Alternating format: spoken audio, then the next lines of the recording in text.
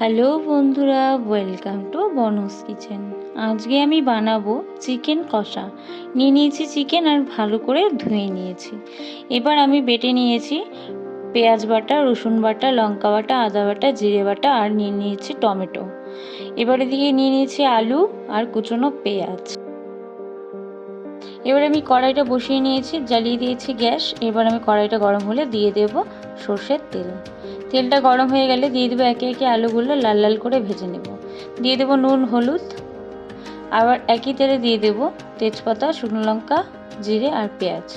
পেঁয়াজগুলোকে একটু ব্রাউন করে ভাজা হয়ে গেলে আমি এর মধ্যে দিয়ে দেবো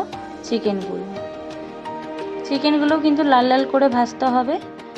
লাল লাল করে ভাজা হয়ে গেলে এবার আমি দিয়ে দিব নুন আর পরিমাণ মতন হলুদ।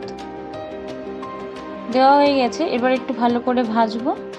ভাজা হয়ে গেলে আমি চিকেনের মধ্যে মশলাগুলো দিয়ে দেবো রসুন পেস্ট,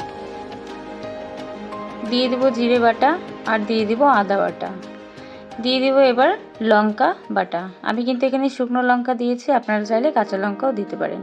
দিয়ে দেবো পেঁয়াজ বাটা, দিয়ে দেবো টমেটো কুচি। এবার আমি ভালো করে সব মশলাগুলো একসঙ্গে মিক্সড করব। মশলাটা একটু ভালো করে ভাজবো লাল লাল করে। এবার দিয়ে দেবো ভেজে রাখা আলুগুলো দিয়ে একটু ভালো করে কষাবো। মাংসটা কষানো হয়ে গেলে আমি কিন্তু এখানে পরিমাণ মতন জল অ্যাড করব। জলটা আপনারা চাইলে ঠান্ডাও দিতে পারেন, কিন্তু আমি একটু গরম জল অ্যাড করেছি, তাহলে মাংসটা সুসিদ্ধ হবে।